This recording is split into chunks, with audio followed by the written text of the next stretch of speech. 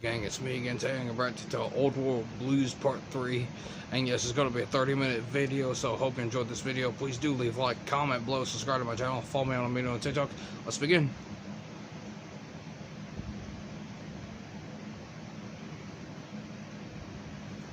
I am an Instagram boyfriend.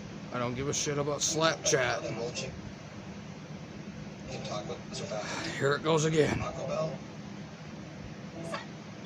It's your car again. Okay.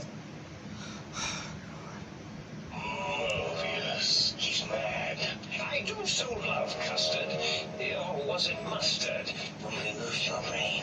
Do you comprehend, commie animal? Get your act together. You're making us look like a collection of round earthers. Vivisect me, please. You know, crazy as maybe just a torture me. The things you do with our body are suicidally dangerous. You're a monster. A deranged monster.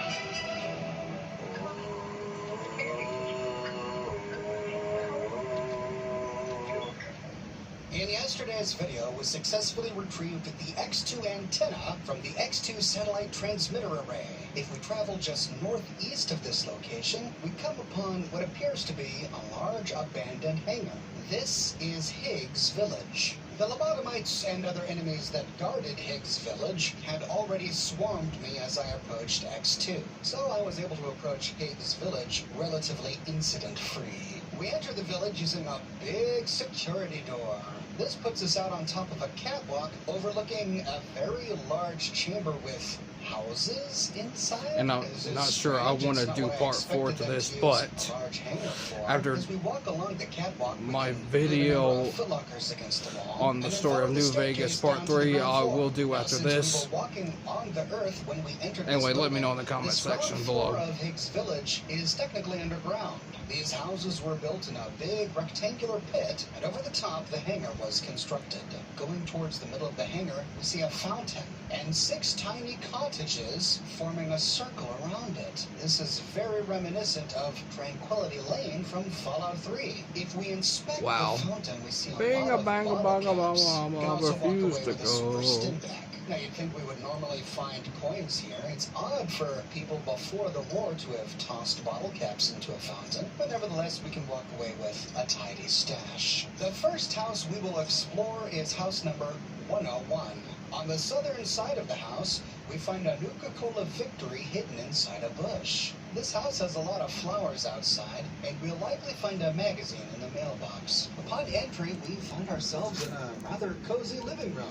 Lots of fancy pillows on the couches, and then going through a doorway, we see a Sunset Sarsaparilla machine in the hallway, which leads to the kitchen. The kitchen looks pretty good, seeming to have escaped most of the apocalypse. We see the dining room table set up for 2, and there really isn't much of interest in here. Heading out and going back to the living room, we see a bar in the northeastern corner of the living room. Who puts a big bar as a major set piece in their living room? Whoever owned this home really enjoyed his booze. We see a footlocker behind the counter, and then a stash of every booze imaginable. Scotch, whiskey, wine, vodka, more scotch and Sunset Sarsaparilla on the bookshelf behind. It's a great place to stock up. Heading to the staircase, we can ascend to the second floor. There's a bathroom directly across from us. Inside we find some Mentats at the top of a shelf and a first aid kit on the wall. In the bathtub we find 2 bottles of wine. Man, this guy really loved his wine.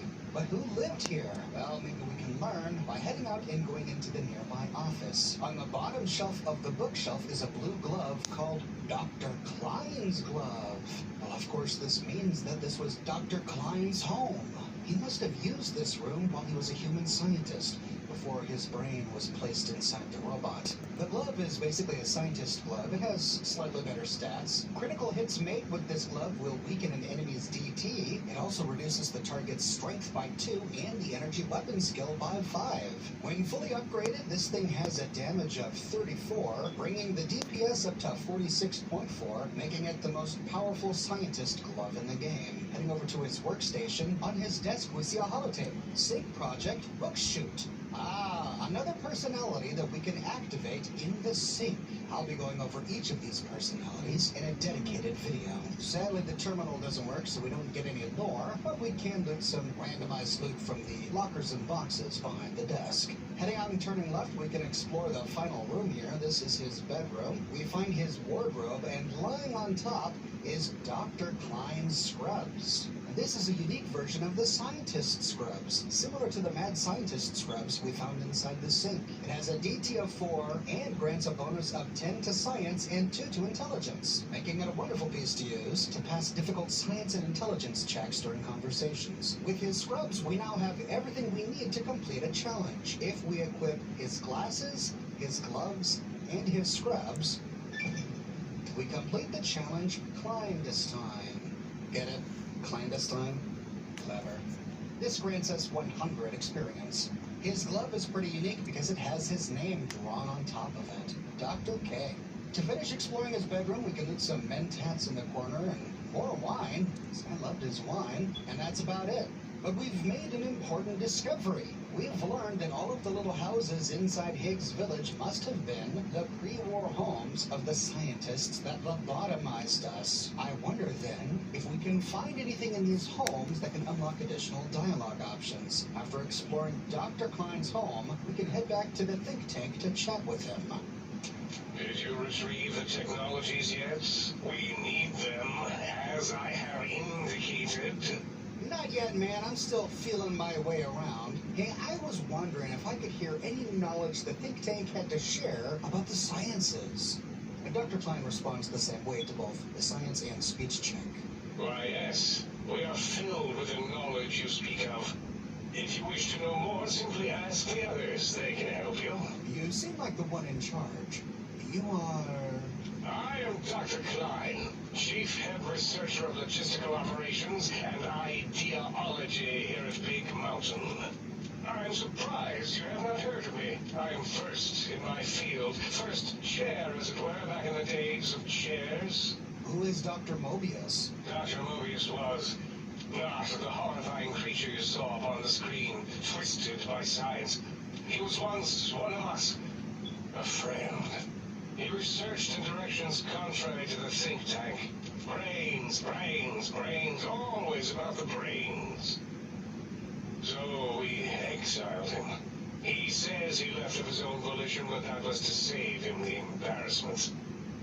Now he sends his intelligence-consuming scorpions from the Forbidden Zone to plunder the secrets of Big Mountain. He is a menace. We can pass a 50 medicine check to say, wait a minute, robo-scorpions drain intelligence from living creatures? How? Chems? I'm not certain. Perhaps it only affects machines. If so, you may be immune. If it is chems, then we have nothing to fear. Since we are afraid, it must not be chems, and you need not fear, which means you can test it. Logical. And we can pass a 25 science check to say these mechanical robo-scorpions consume intelligence? Are you certain of your findings? Dr. O is certain of his findings, and no one else in the think tank is willing to test the results. Loss of brainial power. Terrifying. O has said on many occasions his inability to comprehend the Mobius's robo-schematics is because of repeated robo-scorpion stings. Well, Dr. Klein, what exactly is this place? This is the think tank. The nerve center of Big Mountain. The greatest research center known to man and to us. Here we test and test and test some more in the name of science. Atomic power, nuclear power, and scientific power. Well, I've heard of this place called the Big Empty. Yes, because the intellectually challenged see an M and a T next to each other and take Occam's razor to it. While you are here, you will refer to this place properly, and you will do the same with the other scientists here. Ah, I see. It makes sense now. Big Mountain, Big MT, the Big Empty. Got it. I'd like to know a little bit more about the Forbidden Zone. That glowing red scar? That laser lobotomy canyon maze carved in the landscape as if by some child. It is Mobius's fortress. From that hemorrhoidal fissure, he sends his amazing robo-scorpions to terrify and irritate us. He always tended to the dramatic. All right, well, I'll keep my eyes open for a big glowing red canyon. Hey, can you tell me more about these fence pylons? Ask Boros. I believe he knows more about the fence than any brain. Except maybe Mobius. Mobius was involved in their construction, if I recall. But he's such a hack, he probably was reading off Boros' notes and schematics. Well, all right, I'll talk with Dr. Boris about that. Hey, I've got some questions about this brain extraction you all performed on me. Well, we didn't actually do it. We tried to clean up after, as always, but usually the auto-dock runs are remote. But we programmed it, or Mobius did. Still, this new wrinkle with the Tesla coils in your skull was unexpected.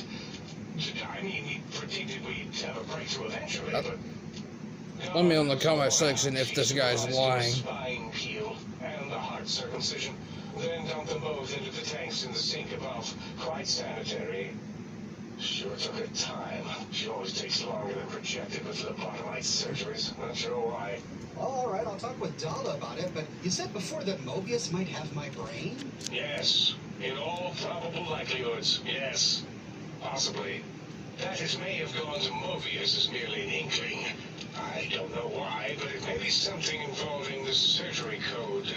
Actually, I don't know. All I know is it misplaced itself, or it floated off. They get little robots sometimes and go on a tear. We can then pass a 35 science check to say, what's this auto-dock surgery code you mentioned? Mobius's legacy code was in the old auto-dock. Yes, it fried itself after your procedure so he couldn't tell for sure. It is unfortunate. We would have benefited from knowing how the breakthrough occurred. Even if we installed another chip, the information is lost. Or we can pass a 75 medicine check to say Mobius set up the Autodoc medical routines, so you think he's responsible for the post-organ dump? Yes. Always leaves back doors into things. Have to keep finding them and closing them. The Autodoc is now erased of his routines. It was thorough. Only Mobius would know for sure what happened with the procedure. Perhaps. Well, and your brain, of course, it would know as well. So Mobius intentionally abducted my brain? And my brain would know what happened? Come on, brains can't talk. Well, most brains. It can communicate the procedure when we examine it. It is conceivable to trace its surgical scalpel prints once we have the brain. Might take some time, but your brain has no pain nerves to scream at us while we dissect it. Convenient. I detest screaming in my lab. Why would Mobius want my brain? Why does he seek our destruction? Why did he build robot scorpions with intelligence training stingers? Oh, because he's power He hasn't hungry. cleaned his biogel in a long time. Clearly he's got some sort of psychological corrosion. He's mad. He's gotten Hey, I've mad. been meaning to ask, why do I have this strange passive sensation while I'm in here? It's a side effect of the cerebral scrubbing. It won't stop you from excreting or asking questions, apparently. Have to correct that next time. Hormonal aggressive tendencies are actively suppressed, however. They are a no-no and not permitted in the think tank. The scrubbing also ensures your silence to keep Big Mountain safe. This facility is top secret, and you cannot speak of it to anyone outside of Big Mountain. Should have done it with the last batch, and the anti-aggression scrub. But why do you need this anti-aggression programming? We had to take precautions after the last visitors. They caused a great deal of damage in a short time. Should have made sure they couldn't mention Big Mountain once they left. An oversight. Well, the last visitors? Wait a minute, there were other people here? Who were these visitors? Dr. 8 and Dr. O could tell you more. Dr. O more than 8. The battle against the visitors damaged 8's voice module. Suffice to say, those visitors are unwelcome. They stole a great many secrets and much technology. Impertinent. They also broke one of my trains. And with that, we get the quest. when visitors attack. We now need to talk with Doctors 8 and O about the people who came here before us. Back at Higgs Village, the next house we will explore is house number 104. We find another magazine in the mailbox, and upon entry we find ourselves in another really nicely kept living room. A rug on the floor, nice chairs laid out. Heading behind the staircase, we appear in some sort of really tiny library. It's just a square room with a bunch of bookshelves, and beyond that we reach the kitchen. We find some men tats on a countertop, and that's about it. So heading out and going up the stairs, we enter into... well, this isn't creepy, but we immediately know whose home this is. This has got to be the home of Dr. Dala. She continually referred to us as her little teddy bear. I think it's clear she kind of has a fixation on teddy bears, and all of these mirrors are bashed. Looks like there was something disturbing this scientist even before she became a robot. If we turn around, on top of the radio we find recipe, speech skill book. This is one of the many new recipes we find in Big Mountain that allows us to craft our own skill books at a workstation. To craft this skill book, we need 25 blank books and 2 pieces of wonder glue.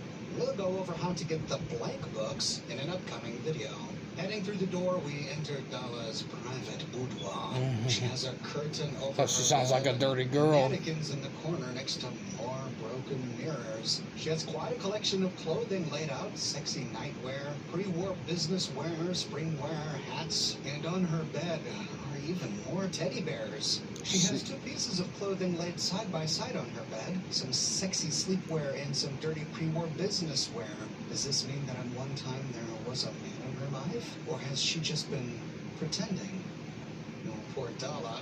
I almost feel bad for her. Heading back to the think tank, we can try to get some more information out of her. You are an unusual specimen to so boldly walk into the mighty expanse of the think tank, fearless and proud as a teddy bear. Between the extraction of their higher reasoning abilities and urination-inducing fear, most lobotomites dare not approach us, let alone speak to us. Yet you have no such fear. Facing me, epidermis flashed with blood, plasma running molten beneath, your face contorting with muscular expression. Is that a sexual thing? Indulge me. Say a few words. Face towards the monitors, please, so that I might record it for further examination.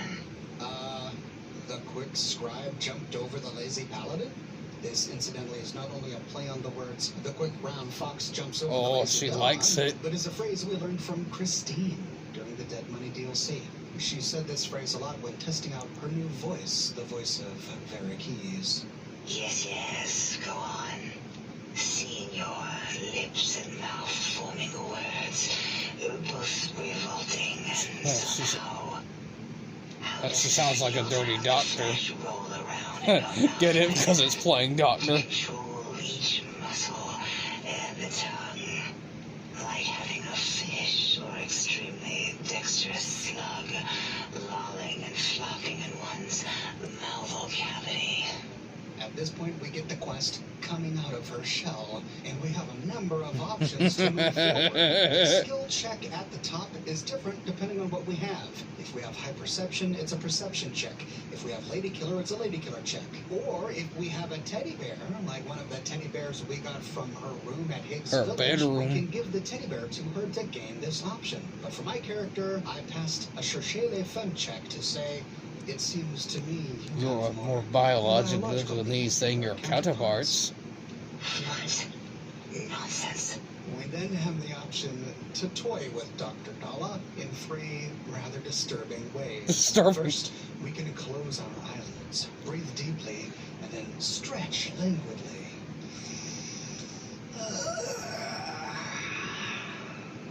What? What are you doing?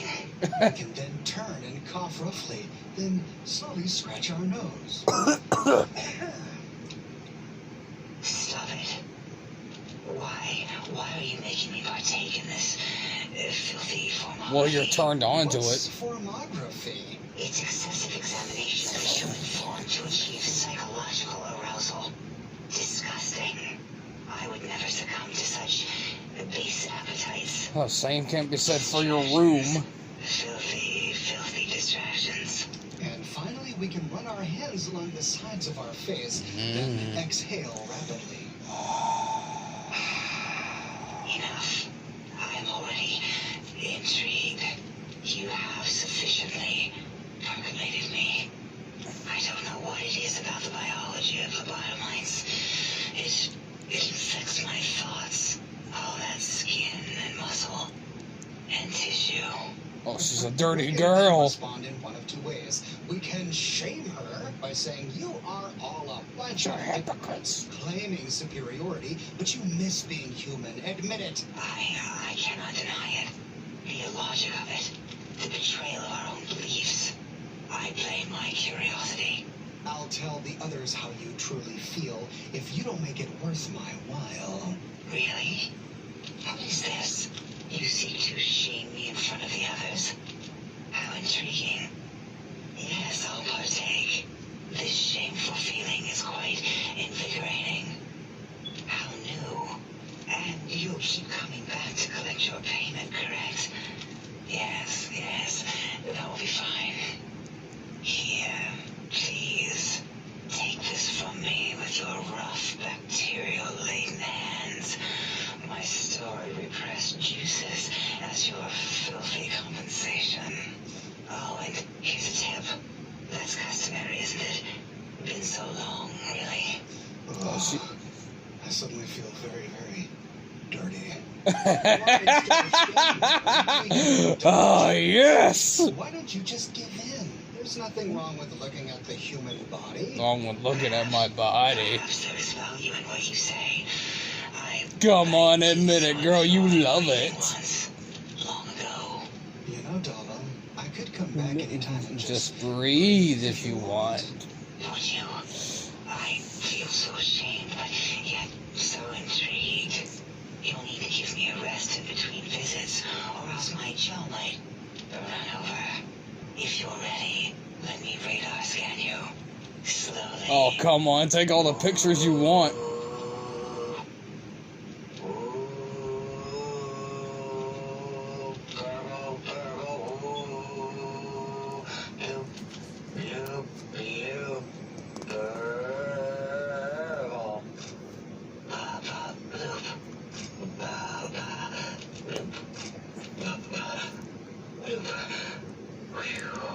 Last little bit there.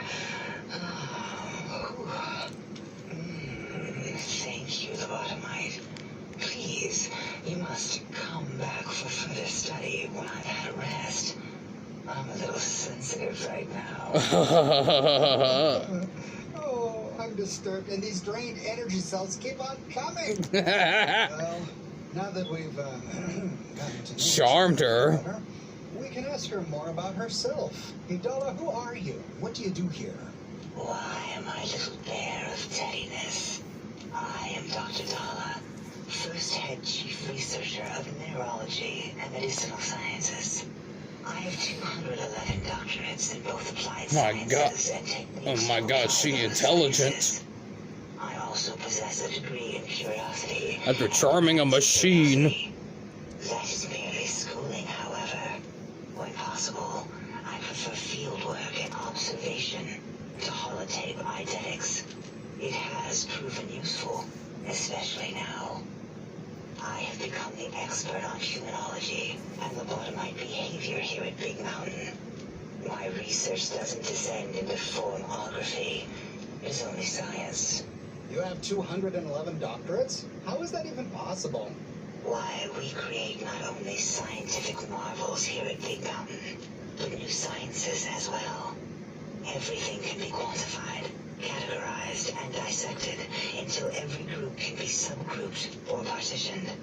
First head chief researcher? That's a lot of titles. What is a name without a title or a suffix for the sake of hierarchy? It is a long-standing quantification of personality and importance. We could not do without it. Surely you must be aware of the gravity of such attached appellations, just as surely as you must have a title. Oh, title. Well, I'm sometimes called a courier. Oh, a mailman. A delivery man. Someone who takes parcels from place to place using their primitive feet or similar conveyance. You are the second one I've met in recent times. Very different specimens. Wait, what? You recently saw another courier? And you're a courier, no less. Courier. A courier. And Traveler Robot had as high as 6 couriers, with Courier 6 carrying packs. Of course. You must have met others in your travels. This one had met other couriers too, although it sounded as if he hadn't met the correct one. He asked us all many questions, and then he asked a most perplexing one. My descendant? We had to segment the event out of our Grandpappy? memories for safety. What were some of the questions he asked? I do not know, nor should we try to access it. Perhaps Klein has the logs. My evaluation would be to let your own curiosity go. I do not think that Klein remembers the conversation as being satisfactory. And with that, we get the quest. He came and went. This is not the first time we've heard talk of another courier. We always seem to arrive just after he left. Who is this other courier? When we were at the Sierra Madre, Elijah and Christine Royce talked about him a lot. And now we find out he came here? Is he stalking us, or are we stalking him? Well, we need to go to Dr. Klein to get some answers. But to finish talking with Dala, we can say, why did you remove my brain? And how exactly? Oh, removing it is a simple procedure. Well, except the complications it can cause to the heart and spine. But once the heart and spine are gone, no trouble at all. Clamp the subject down. One laser incision around the skull. Crack, snip, done. The brain is finally free of the skin envelope, which is then kept automated for cleanup duties around Big Mountain. Lobotomites. With you, however, something is definitely wrong. We've never had a lobotomite who kept speaking after being forcibly lobotomized. I am relieved the pacification field is working. If it didn't, I would broadcast some concern to my colleagues about safety protocols. Yes, well, I bet you are glad that the pacification field is working. But, how exactly am I still talking and walking around? That is a good Question. My theory is that the Tesla coils in your Pro- brain pan probably that mechanical cause brain. your brain somehow. It really could be anywhere. Brains are a lot smarter than most researchers give them credit for. We still have your spine and heart. If you were to somehow find your brain, wherever it sloped off to, you could humanically reduce yourself again. All right, and I'll ask you not to use the word schlorped again, please. That's just... no. You know, this pacification field is weird. I feel kind of strange. Peaceful, but slightly on edge. It is the pacification field emitters that are broadcasting into the emptiness of your skull. Without a brain, your aggression is suppressed in here. Oh. Does this mean that if I recover my brain, I become immune to the pacification field? Interesting. Is there any other way to shut this field off? Why would you want such a thing? You might surrender to your hormones and commit primal aggression on me, on us, again and again. Then I would have to return the favor, activating my vivisectors and gently lobotomizing you from behind. Not something I would relish doing. No, the only way to circumvent the field is to have a brain, and we extracted that like we do all lobotomites here. So my brain is the key. Once I have it, I can come back here and enact revenge. Well, thank you, Dala. You've told me quite a lot. Dala. But can you tell me a bit more about Mobius? How about Mr. Mobius? Dr. Mobius, a monstrous brain creased with wrinkles of 1,000 evils, with but one jaundiced eye with which to perceive the world. Exiled from the think tank for crimes too heinous to remain in recorded memory, and perhaps differences in research methodology. His one terrible eye forever peers at us, an eye of ever-increasing magnification. He watches from his dome in the Forbidden Zone, spying on us all. I don't understand how the technology... So anyway, folks, this is a crazy yet exciting video, so I'm going to leave the video right here. I'll see you in my reaction to the New Vegas story part 3. So hope you enjoyed the video. Leave a like, comment below, subscribe to my channel, follow me on TikTok, and I'll see you next video.